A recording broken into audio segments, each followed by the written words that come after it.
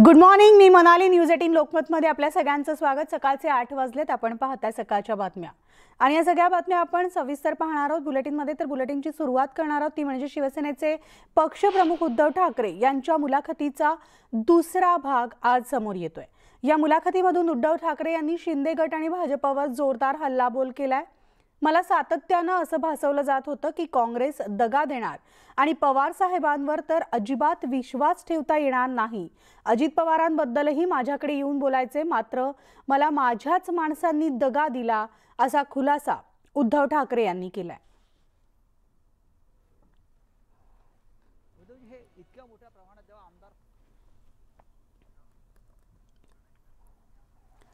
तर शिवसेना पक्षप्रमुख उद्धव ठाकरे यांचा आज वाढदिवस आहे आणि या निमित्तानं राज्यभरातील शिवसैनिक उद्धव ठाकरेंना शुभेच्छा देण्यासाठी मातोश्री या निवासस्थानी गर्दी करण्याची शक्यता आहे. तर फक्त शुभेच्छा द्या, हार तुरे पुष्पगुच्छ नको, असं आवाहन उद्धव ठाकरे यांनी केलं.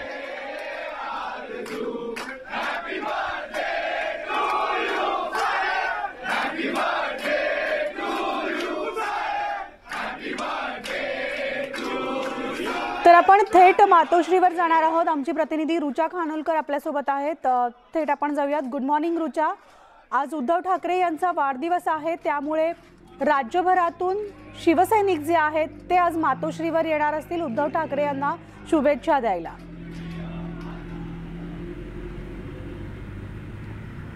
हो मनाली, महाराष्ट्राचे माजी मुख्यमंत्री आणि शिवसेनेचे पक्षप्रमुख उद्धव ठाकरे यांचा आज 62वा वाढदिवस आहे.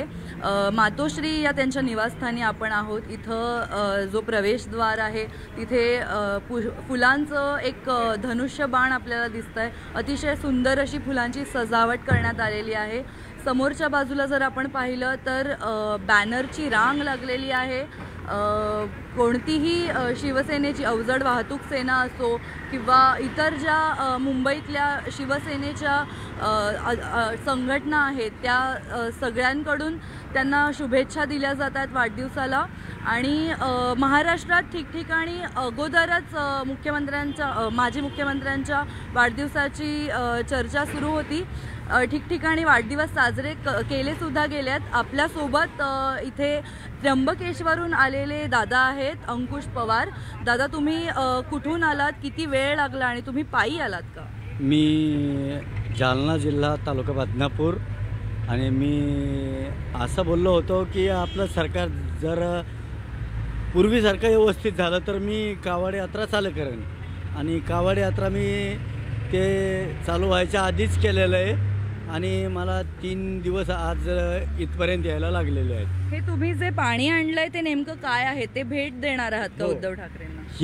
हे पाणी गुप्त गोदावरीचं पाणी आहे.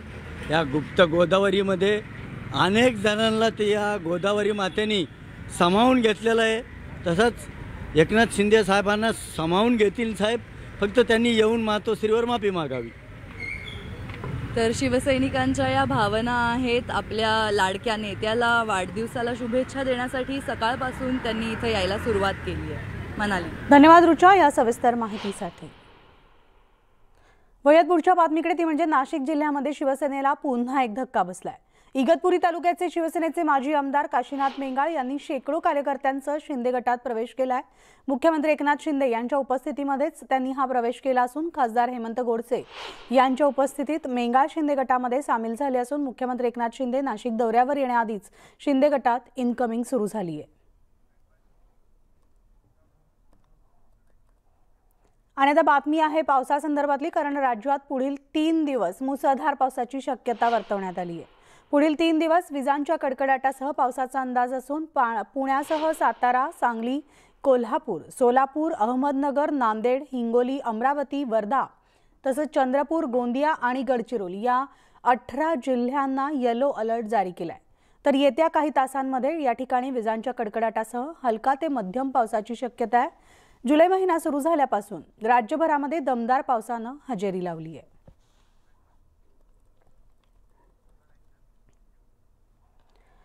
आणि यानंतर बातमी ती म्हणजे देशातील सार्वजनिक वाहतूक व्यवस्थेला एक पर्याय म्हणून शहरांमध्ये मेट्रोचं जाळं विणण्यावर प्रशासनानं भर दिलाय.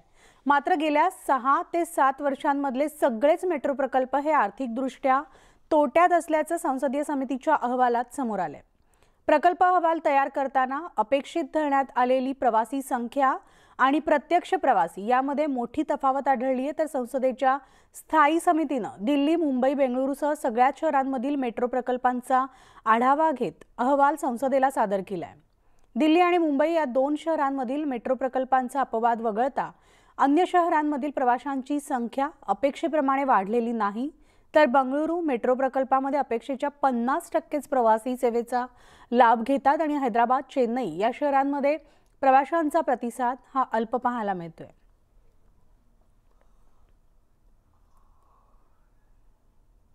आणि यानंतर पाहणार आहोत राज्यासह देशभरातल्या काही महत्त्वाच्या बातम्या, पण थोडक्यात पाहूयात स्पीड न्यूज। तर मुंबईमधल्या एका कार्यक्रमामध्ये बोलत असताना मुख्यमंत्री एकनाथ शिंदे आणि उपमुख्यमंत्री देवेंद्र फडणवीस यांनी सरकारबाबत एक वक्तव्य केल्यानं पुन्हा चर्चा सुरू झाली आहे। कितीही महापूर आले तरी कांदळणाला जसं काही होत नाही, तसंच कितीही धक्के बसले तरी आमच्या सरकारला काही होणार नाही, असं शिंदे आणि फडणवीस म्हणाले। नारायण राणे यांनी पत्रकार परिषद घेत ठाकरेंवर जोरदार टीका केली आहे। उद्धव ठाकरे मुख्यमंत्री असताना 2.5 वर्षात ना जनतेचं ना शिवसेनेचं हिंदुत्वाचं कोणतंही काम केलेलं नाही। आजारपण आणि मातोश्री या पलीकडे त्यांनी काहीच केलं नाही, असं टीकास्त्र यावेळी राणेंनी उद्धव ठाकरेंवर सोडलं।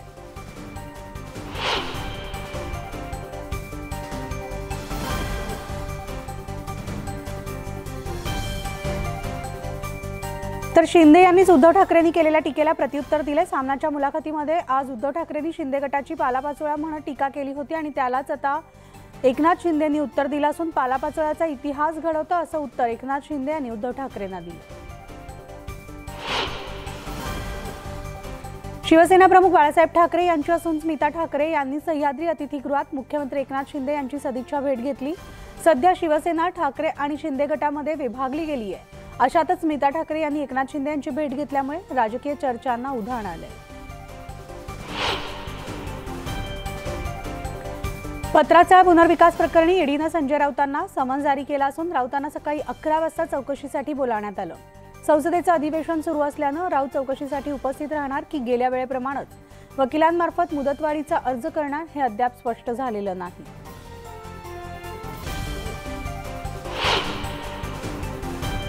नॅशनल हेराल्ड प्रकरणी काल सोनिया गांधींची जवळपास 6 तास चौकशी करण्यात आली आणि त्यानंतर आज पुन्हा सोनिया गांधींना चौकशीसाठी बोलावण्यात आले। तर या चौकशीच्या निषेधार्थ काँग्रेसकडून देशव्यापी आंदोलन करण्यात आलं होतं। किरीट सोमय्यांनी अस्लम शेखांवर आरोप केला असून समुद्रकिनारी बांधकामांना बेकायदा परवानगी दिल्याचा आरोप सोमय्यांनी केलाय। अस्लम शेखांच्या कृपेनं अवैध बांधकाम सुरू असल्याचा आरोप त्यांनी केलाय। शिवसैनिकांची सदस्य नोंदणी आणि प्रतिज्ञापत्र हेच आपल्यासाठी वाढदिवसाची उत्तम भेट असेल असं शिवसेना पक्षप्रमुख उद्धव ठाकरेंनी म्हटलंय। तर या पार्श्वभूमीवर शिवसेनेच्या शाखांमधून सदस्य नोंदणी मोठ्या प्रमाणात केली जाते आणि या सगळ्यांचा उद्धव ठाकरेंना न्यायालयीन लढाईमध्ये फायदा होणार असून दुसरीकडे जनतेचा कल कोणाकडे आहे हे देखील कळू लागल्याचं शिवसैनिकांचं म्हणणं आहे। उद्धव ठाकरेंच्या वाढदिवसासाठी विद्यार्थ्यांनाच घोषणा द्यायला लावल्याचा आरोप आहे आणि शाळेमध्येच वाढदिवसाचा केकही कापण्यात आला। खासदार राजन विचारे यांच्या पत्नी नंदिनी राजन विचारेंवर हा आरोप करण्यात आलाय। केक कापताना मुलांनी घोषणा देण्यास सुरुवात केली आणि हा आरोप करण्यात आलाय। तर एकनाथ शिंदे यांच्या राजकीय बालेकिल्ला असलेल्या पोलीस ठाण्यात उद्धव ठाकरे समर्थकांनी आपली ताकद दाखवण्यास सुरुवात केली आहे। ठाण्यामधील खासदार राजन विचारे हे उद्धव ठाकरेंच्या समर्थनार्थ उभे राहिलेले दिसत असून उद्धव ठाकरे त्यांच्या वाढदिवसाचं औचित्य साधत या कार्यक्रमामध्ये केक कापण्यात आलाय। मात्र उद्धव ठाकरे यांच्यासाठी चर्चेचा विषय ठरला आणि घोषणाबाजी आणि मुलांच्या समर्थनार्थ उभे केले जातात आणि आता शाळकरी मुलांना राजकारणात ओढणं योग्य आहे का अशी चर्चा सुरू झाली। मुंबई पालिकेच्या एका जाहिरातीवर शिवसेना पक्षप्रमुख उद्धव ठाकरे यांचा फोटो लावण्यात आला आणि या जाहिरातीमधील भाजप नेते प्रसाद लाड यांनी आक्षेप घेतलाय। पालिकेच्या जाहिरातीवर उद्धव ठाकरे यांचा फोटो कोणत्या हुद्द्याखाली लावला याचं उत्तर महापालिका आयुक्त आणि प्रशासनानं दिलं पाहिजे अशी मागणी त्यांनी केली आहे। मुंबईमध्ये स्वाईन फ्लूच्या रुग्णांची संख्या आता वाढू लागली। जुलैमधील पहिल्या 24 दिवसांमध्ये या आजाराच्या 62 रुग्णांची नोंद झाली आहे। तर जूनमध्ये रुग्णसंख्या केवळ 2 इतकी होती आणि मागील वर्षी याच महिन्यात 21 रुग्णांची नोंद झालेली होती. आपल्या विविध मागण्यांसाठी 31 जुलै मध्यरात्रीपासून बेमुदत रिक्षा संप करण्याचा इशारा कोकण विभागीय रिक्षा चालक आणि मालक संघटनांनी राज्य सरकारला दिलाय. हा बेमुदत संप सुरू होण्याआधी राज्य सरकारनं योग्य तो निर्णय घ्यावा, अन्यथा बंद बेमुदत सुरू राहण्याचा इशारा संघटनेनं दिला असून सीएनजीचे वाढलेले दर, रिक्षा भाड्याचे दर वाढवून मिळावेत आणि त्यासोबतच इतर मागण्यांसाठी हा निर्णय घेण्यात आलाय. प्लास्टिकचा थर असलेल्या उत्पादनांवर बंदी घालण्याचा महत्त्वपूर्ण निर्णय राज्य सरकारनं घेतलाय आणि त्यामुळे एकदाच वापरात येणाऱ्या डिश, कप, प्लेट्स, ग्लासेस, त्याचबरोबर वाडगा, कंटेनर इत्यादींच्या उत्पादनांवर आणि वापरावरही आता बंदी असेल. नियमाचं उल्लंघन करणाऱ्या दुकानदारांना दंडाची शिक्षा असेल. राज्यामधील समुद्रकिनाऱ्याच्या स्वच्छतेसाठी महाराष्ट्र प्रदूषण नियामक मंडळानं पुढाकार घेतला असून समुद्रकिनाऱ्यांची स्वच्छता यांत्रिक पद्धतीनं होणार आहे आणि त्यासाठी कोकणातील 7 जिल्ह्यांसाठी 7 यंत्र उपलब्ध करून दिली जाणार असून या अंतर्गत रायगड जिल्ह्यासाठी एक बॉबकॅट नामक मशीन दाखल झाले.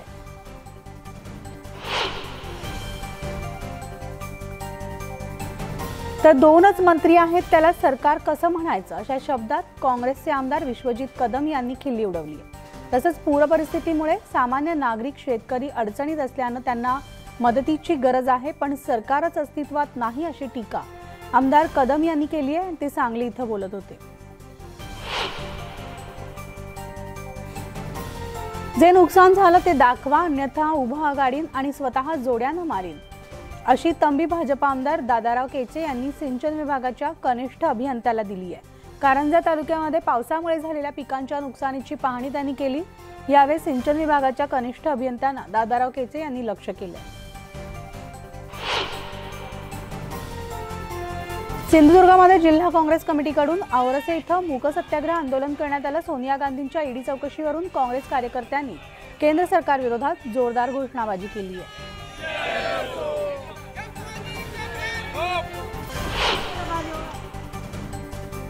बुलढाण्यामधल्या शेगाव येथील अकोटी रोडवर उड्डाण पुलाखाली भुयारी मार्ग बनवण्याची मागणी अनेक वर्षांपासून नागरिक करतात.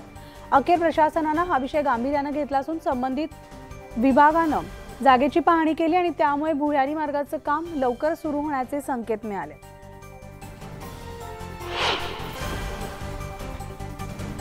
तर अकोला तालुक्यामधील मळसूर इथला विश्वमित्री प्रकल्प ओव्हरफ्लो झालाय. सततच्या पावसानं विश्वामित्री आणि गावडगाव हे दोन्ही तलाव भरलेत, त्यामुळे नदीपात्रात मोठ्या प्रमाणात विसर्ग केला जातोय आणि या पार्श्वभूमीवर नदीकाठच्या रहिवाशांना सतर्कतेचा इशारा देण्यात आलाय. वर्धा जिल्ह्यामधील जवळपास सगळेच लहान मोठे प्रकल्प आता 100% भरलेत. कारंजा तालुक्यामधील कार प्रकल्प आणि आर्वी तालुक्यातील महाकाली प्रकल्प ओव्हरफ्लो झालाय, त्यामुळे सांडव्यावरून पाणी वाहतंय.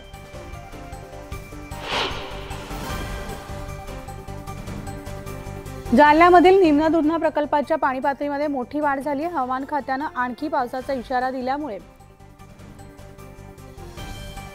प्रकल्पामध्ये मोठ्या प्रमाणात पाण्याची आवक वाढण्याची शक्यता आहे. सांडव्यातून आणखी विसर्ग करण्यात येणार असल्यानं नदीपात्रात पाणी पातळी वाढून पूरस्थिती निर्माण होण्याची शक्यता आहे.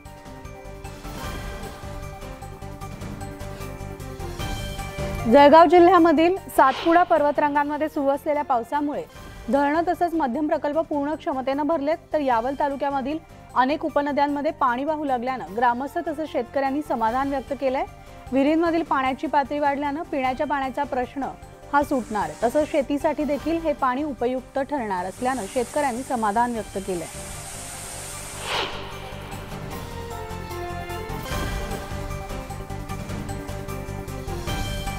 जळगावमधल्या रावेल तालुक्यामधल्या भोकर नदीच्या पुलावरील काम अर्धवट राहिले, त्यामुळे आता नागरिकांची मोठी गैरसोय होतीये. गावामधील बस सेवा बंद असून बस सेवा भोकर नदीच्या पुलापर्यंत सुरू करावी या मागणीसाठी शाळकरी विद्यार्थ्यांनी रावेर बस डेपो आगार प्रमुखाला निवेदन दिले.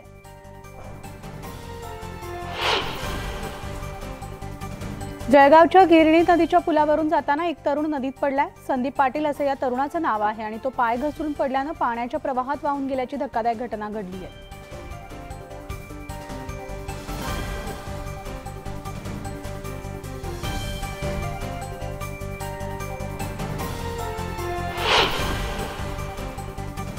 तर धबधब्यात पडून सांगलीच्या युवकाचा मृत्यू झाल्याची धक्कादायक घटना वैभववाडी इथं घडली असून रोहन चव्हाण हा आपल्या मित्रांसोबत गगनबावडा ते करूळ घाटामधील धबधब्यात वर्षस पर्यटनासाठी गेला होता। यावेळेस धबधब्याच्या प्रवाहासोबत तो उंचावरून खाली कोसळला आणि यामध्ये त्याचा जागीच मृत्यू झालाय।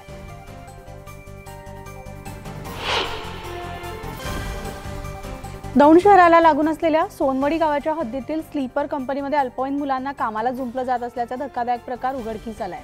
विशेष म्हणजे परप्रांतीय मुलांना 12 तासांसाठी अवघे 9,000 रुपये दिले जात असल्याचं सुद्धा धक्कादायक वास्तव न्यूज 18 लोकमतच्या स्टिंगमधून उघड झालंय।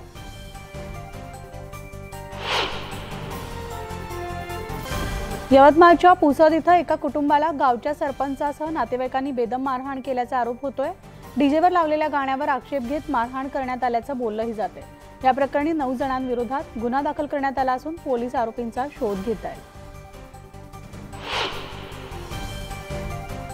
कृष्णा नदीमध्ये लाखो मासे मृत होत असल्याची घटना सातत्यानं घडते आणि या प्रकरणी स्वतंत्र भारत पक्षाकडून हरित लवादा न्यायालयामध्ये याचिका दाखल करण्यात आली आहे। यामध्ये कृष्णा नदीतील मासे मृत्यू प्रकरणी समिती गठीत करून कारवाई करावी अशी मागणी देखील करण्यात आली आहे। संत जनाबाई यांच्या 672व्या संजीवन समाधी सोहळ्यानिमित्तानं विविध कार्यक्रमांचं आयोजन करण्यात आलं। नामदेव शिंपी समाजाच्या वतीनं विविध धार्मिक कार्यक्रम आयोजित करण्यात आले। संत शिरोमणी नामदेव महाराजांच्या प्रतिमेची पालखीतून भव्य दिंडी मिरवणूक काढण्यात आली आहे। आणि ब्रेकनंतर पुन्हा एकदा आपलं स्वागत। तर आता औरंगाबादहून एक ब्रेकिंग बातमी येते। धक्कादायक बातमी आहे। आजारी मुलाला दुचाकीवरून घेऊन जाताना दुचाकीत चिखल्यात रुतल्यानं चिमुकल्याचा मृत्यू झाल्याची धक्कादायक घटना समोर आली आहे।